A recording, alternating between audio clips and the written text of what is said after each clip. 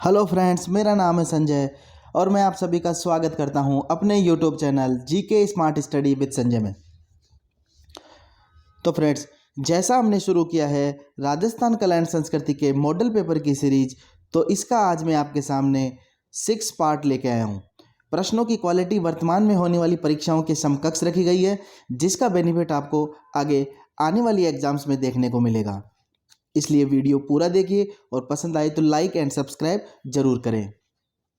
तो चलिए शुरू करते हैं। हमारा पहला क्वेश्चन, सलीम सागर एवं सूरज कुंड जल तड़ाग अवस्थित है।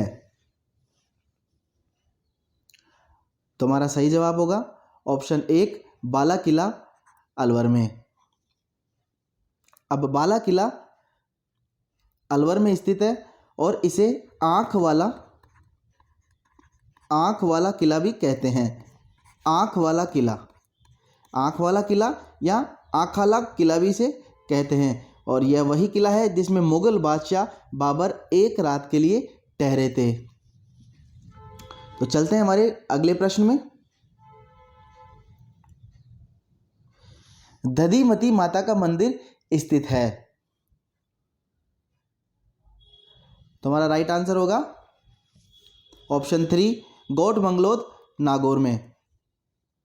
अब दधिमती माता का मंदिर गुज्जर प्रतिहार कालीन मंदिर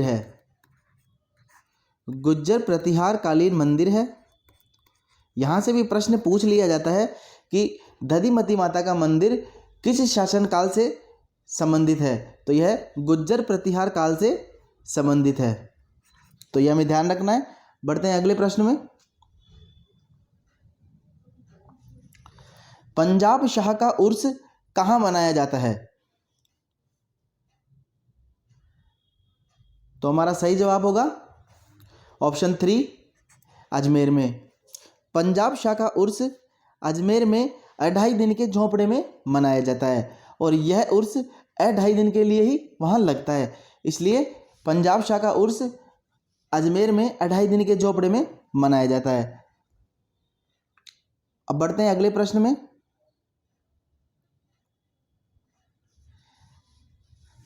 आमेर महल में दीवाने आम का निर्माण किसने करवाया था। तो हमारा सही जवाब होगा ऑप्शन 3 मिर्जा राजा जयसिंह ने।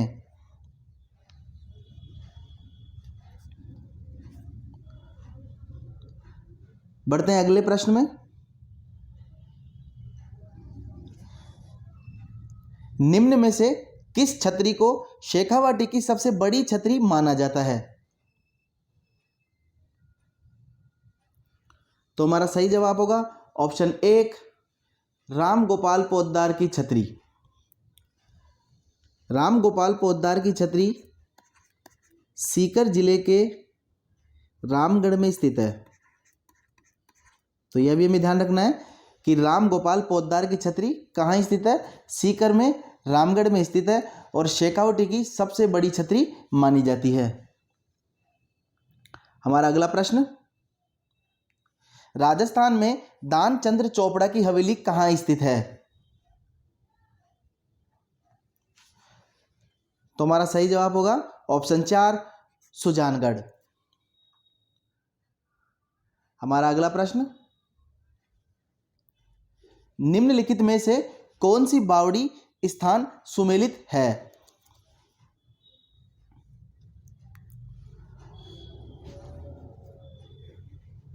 तो हमारा राइट आंसर होगा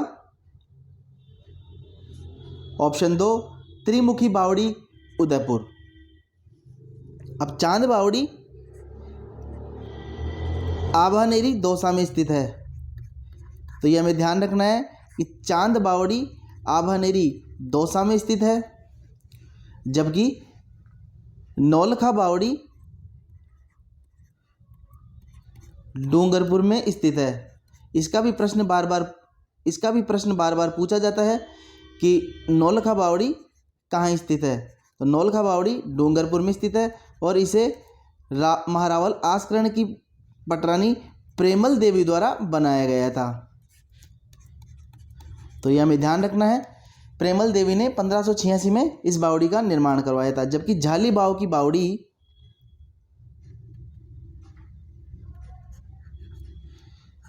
सीकर में न होकर कुंभलगढ़ फोर्ट में स्थित है।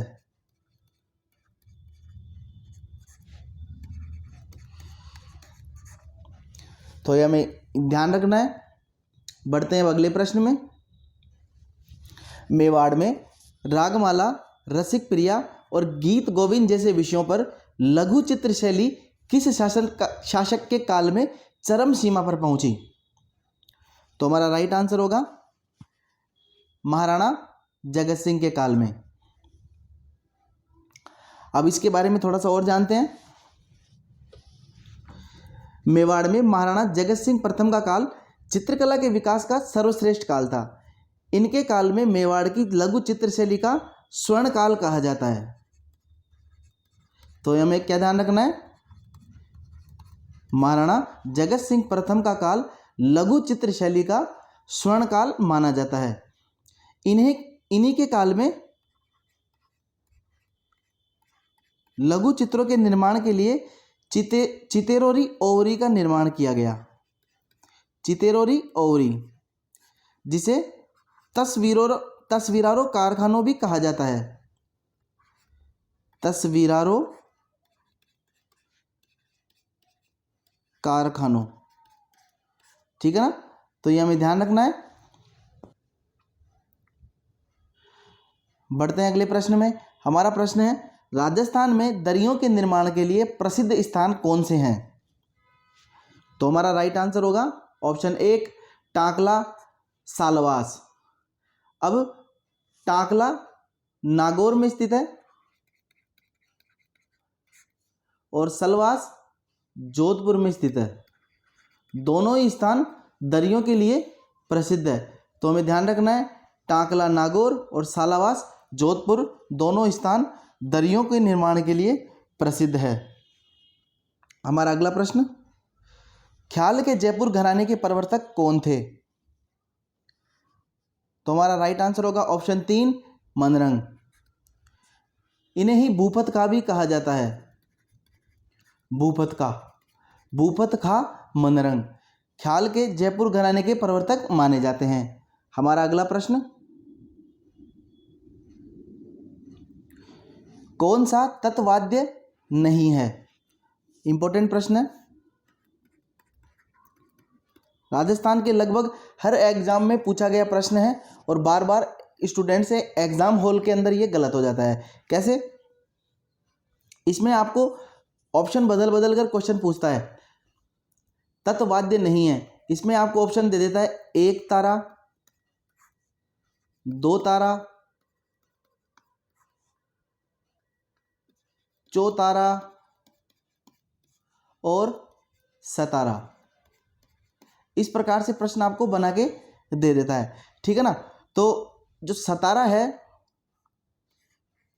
वह हमारा सुशिर वाद्य यंत्र है।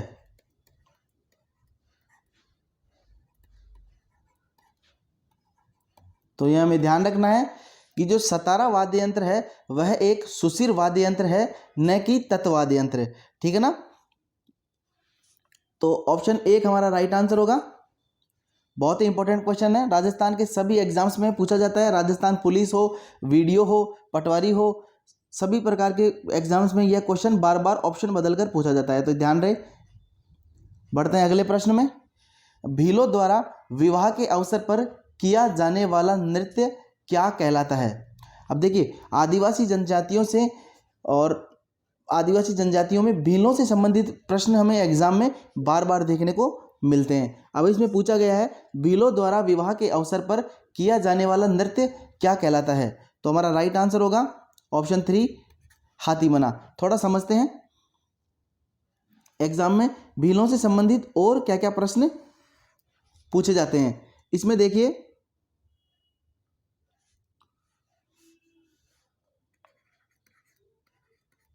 आपसे पूछता है भीलों द्वारा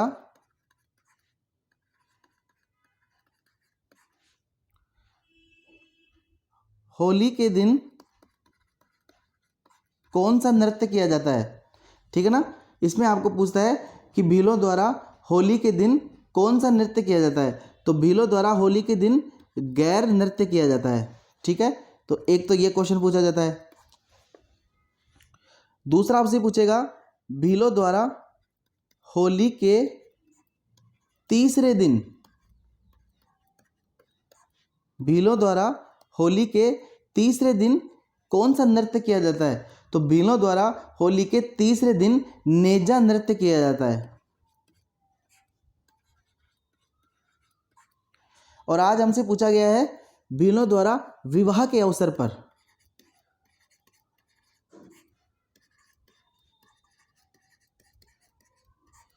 विवाह के अवसर पर हाथी मना नृत्य किया जाता है। ठीक है ना। हाथी मना नृत्य से एक प्रश्न और पूछा जाता है, नकली स्पर्धा, नकली स्पर्धा जन्य युद्ध, नकली स्पर्धा जन्य युद्ध भीलों द्वारा किस नृत्य में किया जाता है, तो हाथी मना युद्ध एक नकली स्पर्धा जन्य युद्ध है। ठीक है ना, तो ये हमें ध्यान रखना है। इस प्रकार से हर एग्जाम में बदल बदल कर क्वेश्चन आपको रिपीट किए जाते हैं। अब बढ़ते हैं अगले प्रश्न में। गोपी जी भट्ट किस लोक नृत्य शैली के कलाकार हैं, तो गोपी जी भट्ट तमाशा के कलाकार हैं। तमाशा जयपुर के महाराजा सवाई प्रताप सिंह के समय अस्तित्व में आया था। ठीक है ना। तमाशा लोक नृत्य नाट्य कौन से महाराजा के समय, जयपुर के कौन से महाराजा के, कौन से शासक के समय में प्रकाश में आया था, सवाई प्रताप सिंह के शासनकाल में। एक तो यह हमें ध्यान रखना है। दूसरा, गोपी जी भट्ट के अलावा, गोपी जी भट्ट के अलावा हमें बंशीधर भट्ट, तमाशा लोक नृत्य में बंशीधर भट्ट और वासुदेव भट्ट को भी याद रखना है। वासुदेव भट्ट, गोपी जी भट्ट, वासुदेव भट्ट और बंशीधर भट्ट तमाशा लोक नृत्य शैली के कलाकार हैं, तो यह भी हमें ध्यान रखना है। आई होप आपको समझ में आ रहा होगा। आगे बढ़ते हैं अगला प्रश्न में। हमारा अगला प्रश्न है, बहुत ही इंपॉर्टेंट प्रश्न है। मध्यकालीन मेवात के प्रसिद्ध संत हुए हैं। दोस्तों बहुत इंपॉर्टेंट प्रश्न है, राजस्थान के सभी एग्जाम्स में पूछा जाने वाला प्रश्न है, मध्यकालीन मेवात के प्रसिद्ध संत। तो इसका राइट आंसर है ऑप्शन 2, लालदास जी महाराज। ठीक है ना। अब देखिए इनसे संबंधित क्या क्या प्रश्न आपके एग्जाम में बने हैं और बनते रहते हैं। एक तो इनके जन्म स्थान से प्रश्न पूछा जाता है। इनका जन्म धौली दूब, अलवर में धौली दूब नामक स्थान पर हुआ था। एक प्रश्न तो यहाँ से पूछा जाता है। और इसमें पूछा जाता है इनकी प्रधान पीठ से, जो कि नंगला भरतपुर में स्थित है। लालदासी संप्रदाय की प्रधान पीठ कहाँ है, नंगला भरतपुर में। ठीक है। एक इनकी समाधि से क्वेश्चन पूछा जाता है। लालदासी संप्रदाय में लालदास जी महाराज की समाधि स्थल कहाँ है, शेरपुर अलवर। तो समाधि से भी प्रश्न पूछा जाता है, शेरपुर अलवर। इसमें पूछा जाता है कि राजस्थान के मध्यकालीन के प्रसिद्ध संत कौन से हैं जो सांप्रदायिक सद्भाव के लिए जाने जाते हैं। सांप्रदायिक सद्भाव, तो एक इसका ध्यान रखना है, यहाँ से प्रश्न पूछा जाता है। सांप्रदायिक सद्भाव के लिए जाने जाते हैं। और मेव जाति के लोग इनके उपासक हैं, तो यह भी प्रश्न पूछा जाता है। मेव जाति के लोग किस संप्रदाय के उपासक हैं, तो लालदासी संप्रदाय के। जन्म से मुसलमान, लालदास जी महाराज जन्म से मुसलमान थे, तो प्रश्न पूछ लिया जाता है कि राजस्थान के कौन से संत जन्म से मुसलमान थे, तो लालदास जी महाराज जन्म से मुसलमान थे, यह प्रश्न भी पूछा जाता है। अब बढ़ते हैं अगले प्रश्न में। हमारा अगला प्रश्न, प्रश्न नंबर 15, किसकी बहादुरी के कृत्य बीठू मियाँ के रावले में उल्लेखित हैं? तो हमारा राइट आंसर होगा ऑप्शन 1 गोगाजी महाराज। अब इसमें एक प्रश्न और पूछा जाता है, गोगाजी के उत्तर प्रदेश से आने वाले भक्तों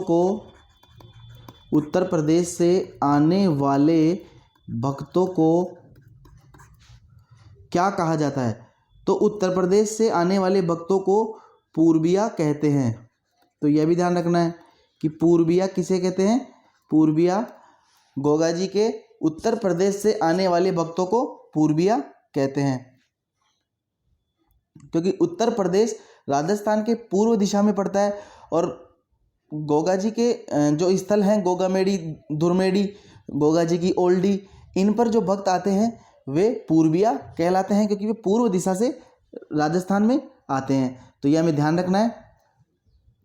हमारा अगला प्रश्न, कनफटे जोगी डमरू एवं सारंगी वाद्य यंत्रों के साथ किस देवी के गीत गाते हैं? तो हमारा राइट आंसर होगा ऑप्शन 1 जीण माता के। बढ़ते हैं अगले प्रश्न में। बारात जिले में स्थित सीताबाड़ी में किस जनजाति का कुंभ मेला लगता है? बारात जिले में स्थित सीताबाड़ी में किस जनजाति का कुंभ मेला लगता है? तो हमारा राइट आंसर होगा ऑप्शन 2 शहरिया जनजाति। अब इसमें समझना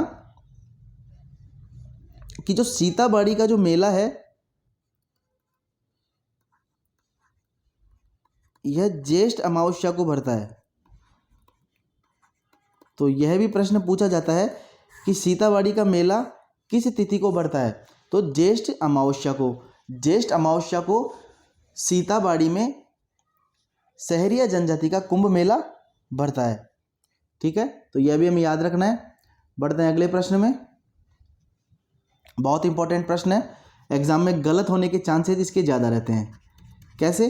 क्योंकि गणगौर से संबंधित लगभग 4 इंपॉर्टेंट क्वेश्चन से हर एग्जाम में आपको प्रश्न देखने को मिलेंगे। तो देखिए, वैशाख कृष्ण तृतीया के दिन धींगा गणगौर किसके शासनकाल में शुरू हुआ? पहले इसको देखते हैं।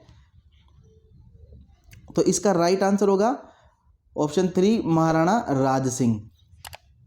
धींगा गणगौर महाराणा राज सिंह के शासनकाल में शुरू हुआ। अब देखते हैं कि गणगौर से संबंधित और क्या प्रश्न बनते हैं हमारे लिए।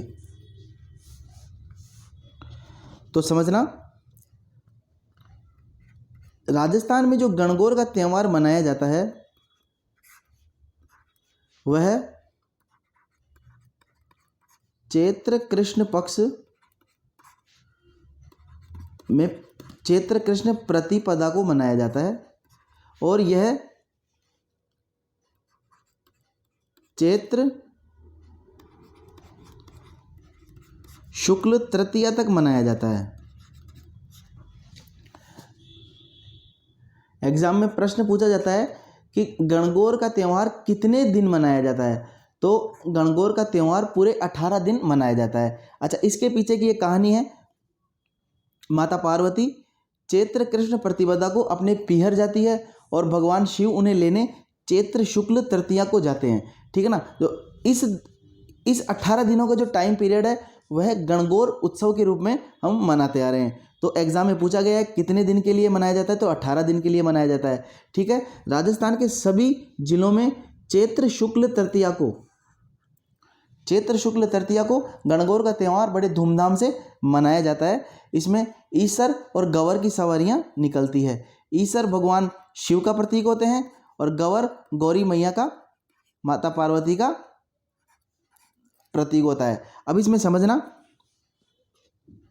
दूसरा प्रश्न कैसे बनता है। चैत्र शुक्ल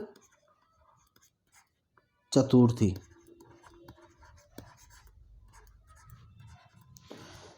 जैसलमेर के अंदर बिना ईसर की बिना ईसर के सवारी निकलती है। जैसलमेर के अंदर बिना ईसर के सवारी निकलती है, तो इसमें प्रश्न पूछा जाता है कि बिना ईसर के गणगौर राजस्थान में कहाँ पूजी जाती है। बिना ईसर के गणगौर राजस्थान में जैसलमेर जिले में पूजी जाती है।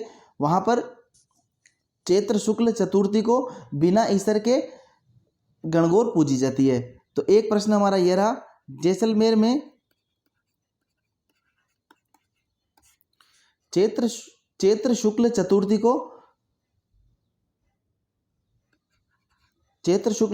को बिना ईसर के गणगौर पूजी जाती है। इसमें अगला प्रश्न बनता है हमारा, चैत्र शुक्ल पंचमी। प्रश्न पूछा जाता है गुलाबी गणगौर का। गुलाबी गणगौर राजस्थान में कहाँ मनाई जाती है? गुलाबी गणगौर का, ठीक है, गुलाबी गणगौर नाथद्वारा में मनाई जाती है, ठीक है ना। गुलाबी गणगौर नाथद्वारा में मनाई जाती है। चैत्र शुक्ल पंचमी को गुलाबी गणगौर नाथद्वारा में मनाई जाती है। जबकि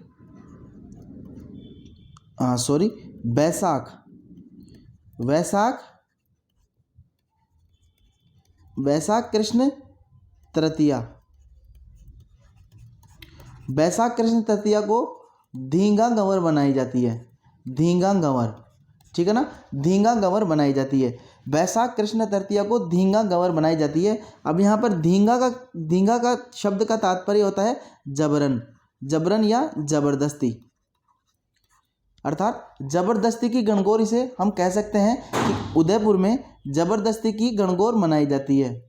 अब इसके पीछे की स्टोरी क्या है कि जो मेवाड़ के महाराणा राज सिंह थे, उनकी एक जोधपुर की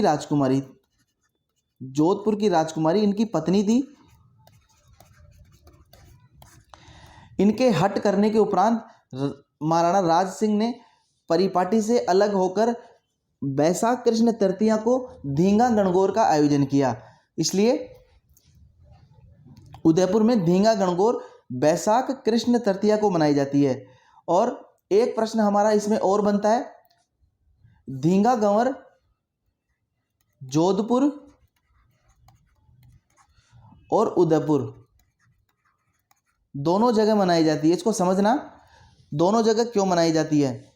जब महाराणा राज सिंह की पत्नी जोधपुर की राजकुमारी द्वारा महाराणा राज सिंह से रिक्वेस्ट करके धींगा गंवर का त्यौहार उदयपुर में मनाया गया, और राजकुमारी द्वारा जब प्रवास के दौरान पीहर जाया गया तो वहाँ पर भी अपने पिता और अपने भाइयों के द्वारा धींगा गंवर का आयोजन वहाँ पर भी करवाया गया। तो यह हमें ध्यान रखना है कि धींगा गंवर जोधपुर और उदयपुर दोनों जगह मनाई जाती है, ठीक है ना। तो इस प्रकार से 4 से 5 प्रश्न हमारे लिए इसमें गणगौर से हर एग्जाम में बनते हैं, तो हमें याद रखना है। अब बढ़ते हैं अगले प्रश्न में। हमारा अगला प्रश्न है, राजस्थान के संदर्भ में फछेवड़ा क्या है? तो राजस्थान के संदर्भ में फछेवड़ा मोटी सूती शॉल होती है जो रेजे की बनी होती है ना। तो यह हमें ध्यान रखना है कि फछेवड़ा क्या है। मोटी सूती शॉल को राजस्थान में फछेवड़ा कहते हैं। अब बढ़ते हैं अगले प्रश्न में। कौन सा आभूषण गले में नहीं पहना जाता? तो कौन सा आभूषण गले में नहीं पहना जाता है? तो हमारा राइट आंसर होगा ऑप्शन 3 आंवला, क्योंकि आंवला पैर में पहने जाने वाला आभूषण है, ठीक है ना। स्त्रियां पैर में आंवला नामक आभूषण को पहनती है। अब बढ़ते हैं अगले प्रश्न में। भील जनजाति के पुरुष कमर पर जो वस्त्र लपेटा करते हैं उसे क्या कहा जाता है? तो हमारा राइट आंसर होगा ऑप्शन 1 खोइतू, ठीक है ना। जबकि पोत्या जो है वह सिर ढकने के लिए काम में लिया जाता है। भील पुरुषों द्वारा सिर ढकने के लिए काम में लिया जाता है, जबकि कछाबू भील महिलाओं द्वारा, स्त्रियों द्वारा, महिलाओं द्वारा पहना जाने वाला लहंगा कह सकते हैं, लहंगा होता है कछाबू। हमारा अगला प्रश्न, निम्नलिखित में से कौन सी प्रथा विवाह से संबंधित है? तो हमारा राइट आंसर होगा ऑप्शन 3 मूठ भराई। मूठ भराई प्रथा विवाह से संबंधित है। हमारा अगला प्रश्न, कौन सा युग्म आरटीडीसी के होटल का नाम और स्थान सुमेलित नहीं है? तो आरटीडीसी क्या है? RTDC Rajasthan tourism development corporation है। राजस्थान टूरिज्म डेवलपमेंट कॉरपोरेशन है। इसके राजस्थान में कई जगह होटल्स हैं, जिनमें हमें देखना है कि कौन सा सुमेलित है और कौन सा सुमेलित नहीं है। ठीक है ना? तो कजरी उदयपुर, तो कजरी आरटीडीसी का होटल है जो उदयपुर में ही स्थित है, तो यह तो सही है। मूमल जैसलमेर, मूमल आरटीडीसी का होटल है जो जैसलमेर में स्थित है, तो यह भी हमारा सुमेलित है। खादिम अजमेर, खादिम अजमेर एग्जाम्स में बार बार पूछा जाने वाला आरटीडीसी का होटल है और इम्पोर्टेंट प्रश्न है, अलग से भी आपको खादिम के बारे में पूछ लिया जाता है, तो इसको आपको इम्पोर्टेंट करके चलना है। अगला है ढोला मारू। ढोला मारू जो है वह जोधपुर में न होकर बीकानेर में स्थित है, तो यह हमारा सुमेलित नहीं है। यह हमारा जोधपुर में न होकर बीकानेर में स्थित है, तो इसलिए हमारा सुमेलित कौन सा नहीं है? ऑप्शन 4 ढोला मारू। अब बढ़ते हैं अगले प्रश्न में। मारवाड़ी बोली के साहित्यिक रूप को क्या कहा जाता है? तो हमारा राइट आंसर होगा ऑप्शन 2 डिंगल। मारवाड़ी बोली के साहित्य रूप को डिंगल कहा जाता है, तो यह हमें याद रखना है। बढ़ते हैं हमारे अगले प्रश्न में। इंपॉर्टेंट प्रश्न है भैया, एग्जाम में इससे प्रश्न पूछा जाता है, तो यह हमें याद रखना है। ललित ललाम ग्रंथ के लेखक कौन है? तो ललित ललाम ग्रंथ के लेखक मतीराम जी हैं।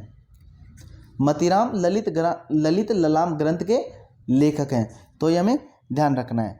तो यह थी आज की हमारी क्लास। वीडियो पसंद आए हो तो चैनल को लाइक और सब्सक्राइब जरूर करें। धन्यवाद।